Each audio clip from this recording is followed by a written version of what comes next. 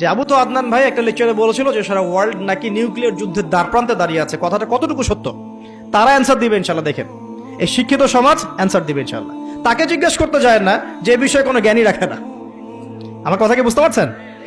যারা এই সেক্টরে পণ্ডিত তাদেরকে জিজ্ঞাসা করেন, তারা বলবে যে হ্যাঁ, এটা মুখোমুখি দাঁড়িয়ে আছে, যে কোনো সময় হতে পারে, হতে পারে, হতে পারে। আমরা নিউক্লিয়ার যুদ্ধ হবে কিনা তা তো আর আমরা কোরআন সুন্নাহয় পাইনি। এতটুকু পেয়েছি, মালহামা হবে। কি হবে? মালহামা মানে মহাযুদ্ধ। এটা বিভিন্ন কান্ট্রির মধ্যে জড়িয়ে পড়তে পারে, আল্লাহু আ'লাম বিসসাওয়াব। এতটুকু জেনেছি, ইরাকের ইউফ্রেটিস নদীর সোনার পাহাড়কে কেন্দ্র করে বিশাল যুদ্ধ হবে, এটা জেনেছি, হাদিসে আছে।